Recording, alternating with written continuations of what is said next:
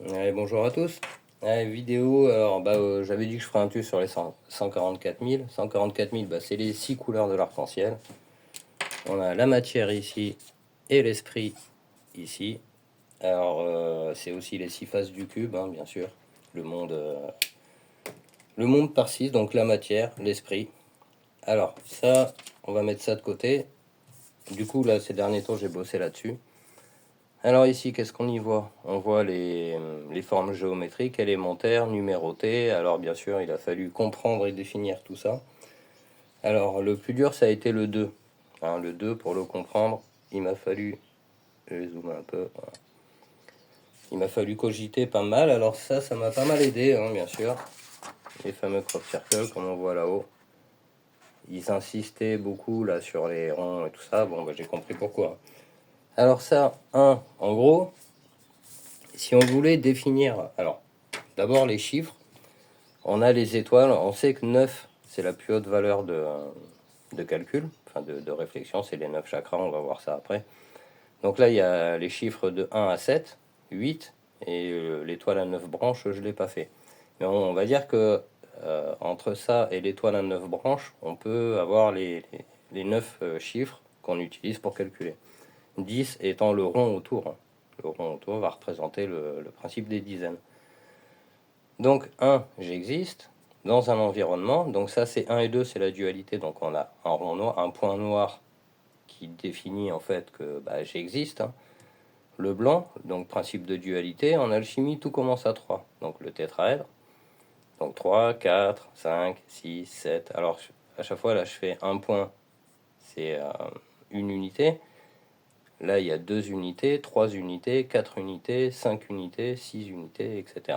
Et on peut assembler tout ça les uns dans les autres.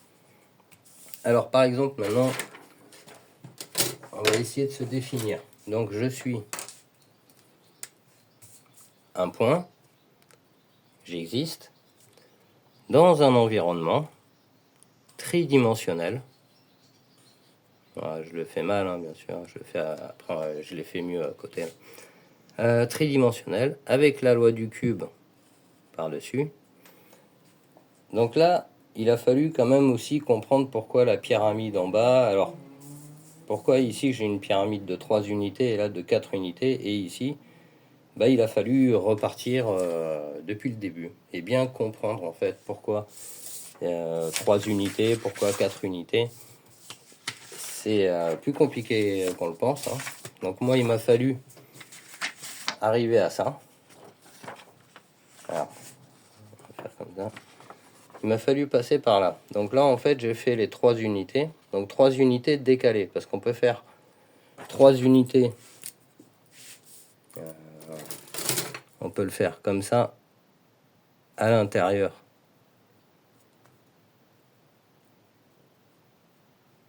Du triangle. Donc si je fais 3 unités comme ça, on a le carré de 9, le carré de 3 là. Donc ça c'est déjà bien équilibré. Donc celui-là ça y est, hein, ça existe. Mais il va falloir comprendre ça. Alors du coup ça donnait déjà comprendre pourquoi le triangle il va en bas et en haut. Ça c'est vraiment des choses à comprendre hein, pour la suite. Donc nous on repart du bas. Donc là je l'ai fait en 3 unités. Ici. Et pour aller plus loin, il a fallu grossir un peu ça, parce que ça c'est bon hein, pour le principe des unités, mais c'est un peu petit. Donc j'ai doublé, bien sûr, tout ça, pour arriver à ça. Et donc là, on a une unité qui fait un carré de 3, là. Après, on a les 3 dimensions, et les 4 dimensions qui sont là. Donc ça, là, on a un carré de 6, ici. Il y a 6 unités.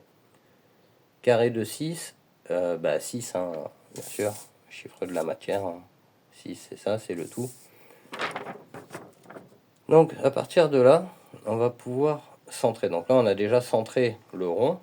Donc, c'est le départ. Donc, on peut naturellement le mettre en rouge. Après, il y a le carré. On va choper le milieu du carré. Ça va devenir le orange. En haut, le jaune, c'est l'œil en haut de la pyramide, là, le pyramidion. au-dessus, tout en haut de la pyramide, il y a le vert. Et après le bleu. Le bleu, c'est la limite entre la matière tridimensionnelle, c'est-à-dire que nous, on vit dans un monde de matière et d'esprit. Bah là, ici, c'est que la matière. Donc là, ici, on a le violet au-dessus. Le violet, ça représente l'immatériel. Donc on a bien nos 5 couleurs. Alors, ici, on voit qu'il y a 3 couleurs pour la matière et 3 couleurs pour l'esprit. Bah là, on va plus loin. On a redescendu les couleurs, là, ici. C'est l'esprit dans la matière. Le bleu, c'est la limite entre la matière et l'immatériel. Le violet représente l'immatériel dans nous, hein, ce qu'on a de plus perceptible, en fait. Et là, on est à 6. Donc 6. Après, on a le principe féminin, masculin-féminin. Donc le violet, on avait vu, hein, au cours du chemin que le violet passe au-dessus du bleu indigo. Le bleu indigo, il est au-dessus. Le bleu, il descend. C'est le violet qui monte. Il faudra que je le refasse. Et après, donc sur chaque point, on va pouvoir centrer un cercle. Voilà. Et ça, c'est la preuve en fait de comment ils ont pu définir de l'existence des chakras. Les chakras, donc niveau de conscience. Hein. Ces niveaux de conscience, ils sont enseignés partout, hein, sur les façades d'église, c'est dans tous les temples à travers le monde. Toutes les religions enseignent ça. Alors le problème, c'est que les religions ne sont pas à l'image des religieux. Il ne faut pas confondre les religieux et les religions. C'est pas parce que les gens y crient le nom d'une religion et même du bouddhisme ou de n'importe quelle autre religion qu'ils en ont la compréhension et qu'ils en sont les dignes porteurs.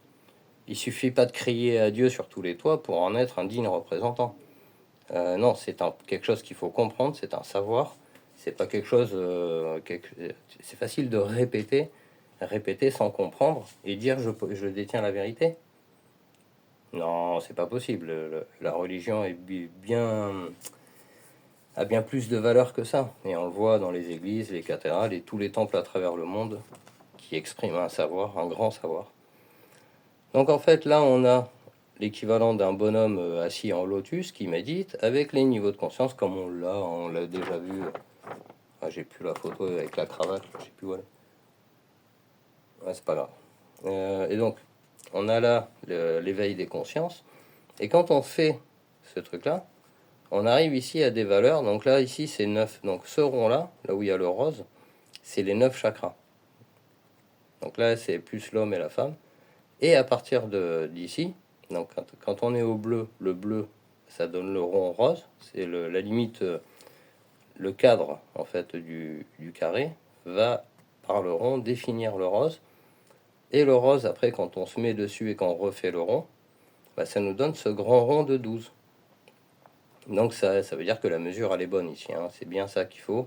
Là, on a 4 carrés de 3, quand on le sépare comme ça. Donc il y a un carré de 3 pour chaque dimension.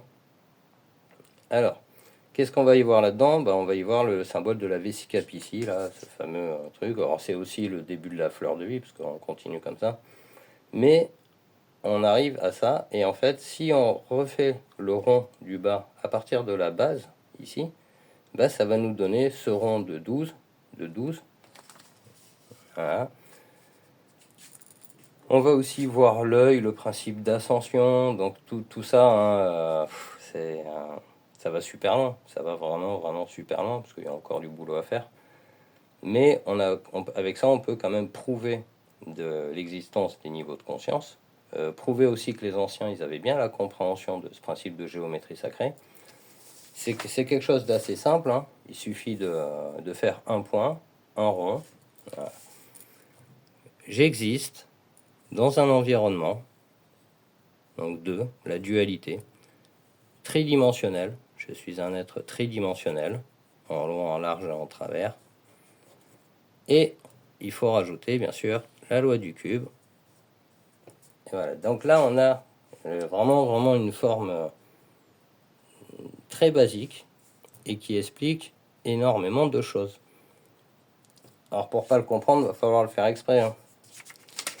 Alors on va retrouver ça dans les rosaces d'église, les maisons, les portes, on retrouve ça, cette forme partout. Donc vraiment, hein, cette forme vraiment essentielle à comprendre pour arriver à ça.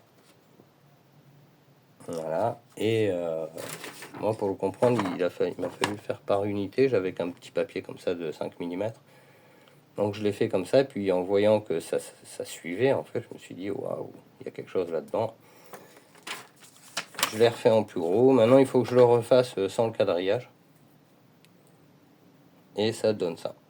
Donc là, en fait, on a nos 9 niveaux, 9 chakras dans la matière, mais au-dessus de la matière, il y a encore ces 3 chakras. Ce qu'il faut comprendre, c'est que ce qu'on a déjà vu avant, le 10, comme il disparaît, le chiffre ici, ça devient 13. Et ce 13, c'est l'esprit au-dessus de la matière. La matière, ça devient 12, en fait. La matière comprise, hein, matière, immatière, mais tout ça, c'est ce qu'on peut comprendre ici-bas. Donc, en fait, on a nos 12 cycles. Donc, c'est pour ça aussi qu'ils ont coupé le ciel en 12 portions. Et il y a le 13e, le serpentaire, ça, c'est le chemin, c'est ce qu'il faut comprendre. C'est-à-dire, on compte en 12 et on comprend en 13. Voilà, c'est comme ça. Alors aussi, dans ces mesures, on va voir, hein, là, il y a 18 cm, ici. Exactement 18 cm, et là, il y a 12. Alors, si on fait 12 plus 18, ça fait 30. 30, on a nos 3 zéros, nos 3 dimensions comprises. Et ça, c'est quand même assez incroyable. Alors, pour le chiffre 144 000, si je l'avais partagé, mais voilà, si on veut l'écrire 1, 4, 4, 0, 0, 0, quand on écrit 144 000 avec ce principe-là, avec ça, donc là j'ai pris le 1, 4, 4, 0, 0, donc ça fonctionne comme ça. J'ai regardé pas mal de dessins animés ces derniers temps, des mangas là. Alors pourquoi les mangas? C'est parce que les mangas, vu que c'est en Asie, il y a une culture de la réincarnation. Et vu que moi j'ai pas été élevé là-dedans, j'y connais rien en fait à leur truc. Donc je regarde un peu la culture japonaise ou asiatique là par rapport à ces trucs de réincarnation, voir ce qu'ils racontent aussi de leur côté.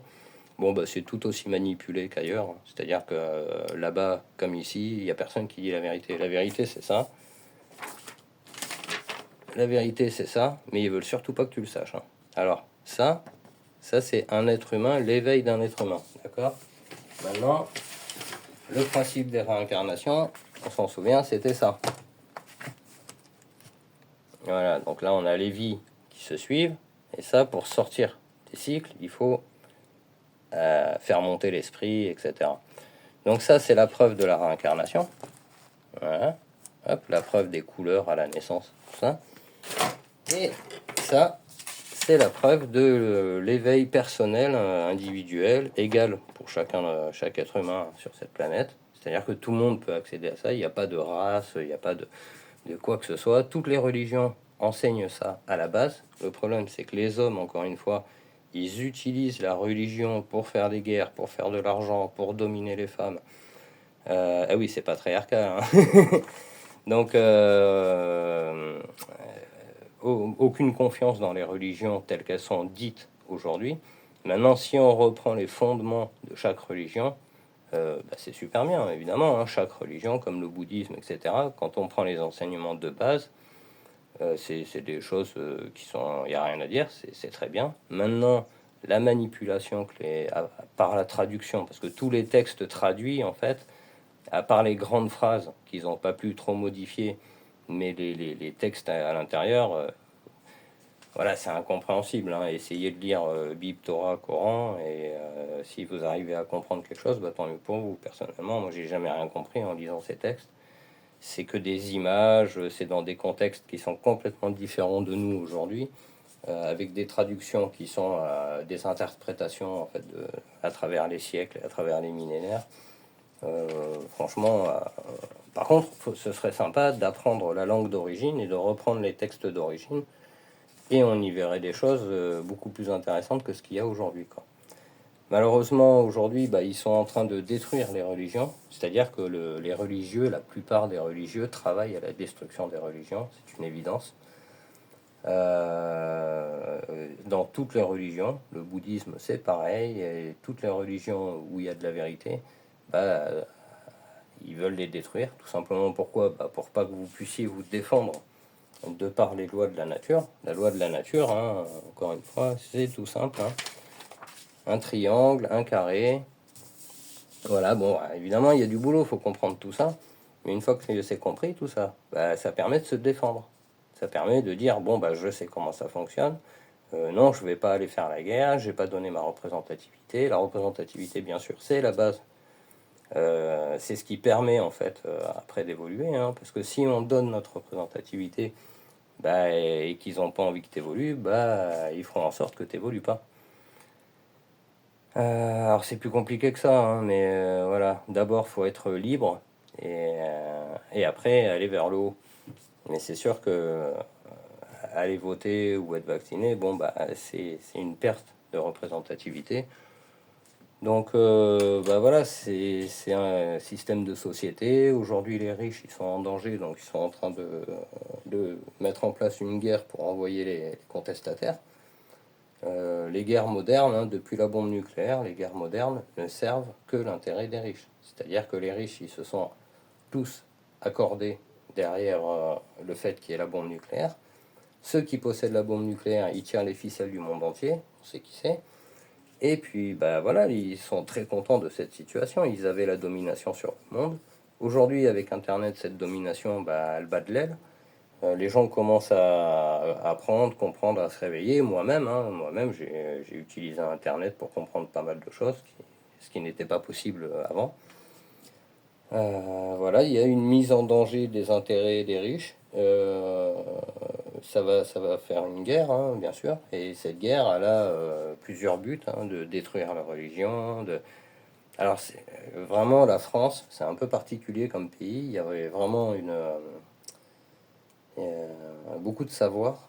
Donc, les églises, les cathédrales, hein, je reviens là-dessus, mais les mecs, ils ont mis 600 ans à construire tout ça pour nous laisser des informations qui durent dans le temps.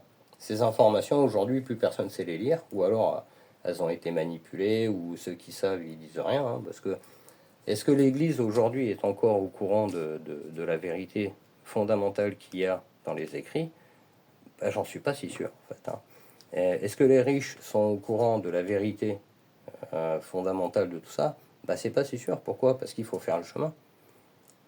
Alors peut-être ils se l'initient entre eux, mais un initié qui a ce savoir, ça doit être horrible à vivre. Pourquoi? Parce que bah, ça c'est l'éveil de chaque personne, c'est le bonheur sur Terre.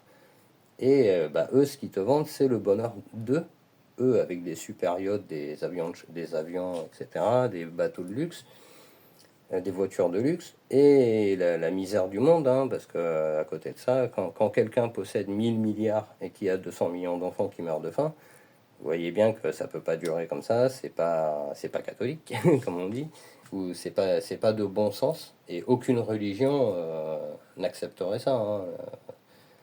Dans ces textes fondamentaux, toutes les religions, c'est le partage des richesses. C'est personne ne meurt de faim, personne ne dort dehors, etc. Aidez-vous les uns les autres. Donc voilà, que dire maintenant? Que dire Donc voilà, on a fait un petit tour. Donc, ouais, bosser là-dessus, comprendre ce truc-là, comprendre que tout ça c'est un langage, hein. On peut repasser là-dessus vite fait, ou j'avais ressorti ça aussi. Voilà, tout ça c'est un langage. Hop, les mandalas, les portes comme ça, ces trucs-là, et même comme ça, hein. N'oublions pas quand même que il y en a qui savent, hein. Il y en a qui savent, parce que si on prend cette espèce de drapeau pourri là, avec le noir en haut, c'est-à-dire c'est enfermer les gens là-dedans, l'homme, la femme, le tout, et après le marron, c'est même pas du orange, hein. C'est marron, un marron c'est toutes les couleurs mélangées, hein, dans la matière, et le noir qui vient enfermer la matière, et ça là-haut c'est l'esprit, ça c'est ce qui se garde pour eux. Ça c'est un égrégore, c'est un diabole. C'est un pur diabole, hein. Il y a le symbole et le diabole. Par contre, en cogitant là-dessus, ça m'a permis de comprendre ça. Le principe du tressage. Donc en fait, ils utilisent la vérité et les couleurs et tout ça contre nous. Et surtout avec cette démarche, avec ce genre de démarche, le but du jeu, c'est que les gens soient écœurés, n'aillent pas chercher. C'est-à-dire, aujourd'hui, les gens, ils voient un drapeau arc-en-ciel, ils pensent tout de suite au LGBT. Non, un arc-en-ciel, c'est un arc-en-ciel. Ça se passe dans le ciel avec l'eau et le soleil. Donc évidemment, il y avait des choses très intéressantes là-dedans à décoder, hein. Donc c'est un peu une connerie, hein, parce que en balançant ça, bah, ça m'a permis de découvrir le principe du tressage. Donc ça se retourne contre eux, hein, au final. Voilà. Bon, bah, sur ce, je vous souhaite une bonne journée. Au revoir.